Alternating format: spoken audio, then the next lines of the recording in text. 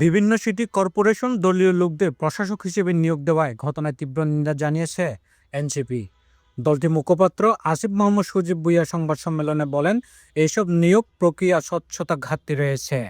তিনি অভিযোগ করেন, নির্বাচনে কোনো নির্দিষ্ট সময়সীমা বা ডেডলাইন উল্লেখ না করেই প্রশাসক নিয়োগ দেওয়া হচ্ছে, যা গণতন্ত্রের জন্য হুমকি স্বরূপ। সময়সীমা উল্লেখ না করে প্রশাসক নিয়োগ দেওয়াটা আমরা মনে করি এটা একই সাথে অগণতান্ত্রিক এবং একই সাথে এটা লেভেল প্লেইং ফিল্ডকে নষ্ট করবে।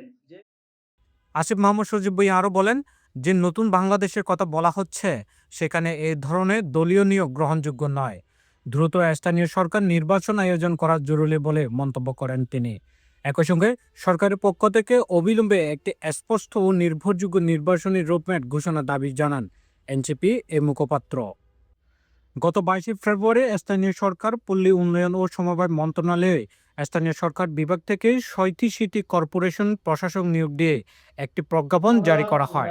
দেখেছি যে প্রশাসক নিয়োগ দেওয়ার ক্ষেত্রেও সেখানে স্বচ্ছতার অভাব রয়েছে। সেখানে নির্দিষ্টভাবে মেয়াদ উল্লেখ করা হলে যেহেতু একটি নতুন সরকার গঠন হয়েছে তাদেরকে তাদের কাজ করার ক্ষেত্রে এতটুকু সহযোগিতা জনগণের পক্ষ থেকে করা উচিত যে অকারণে অযাচিতভাবে যাতে কেউ রাস্তা অবরোধ না করে।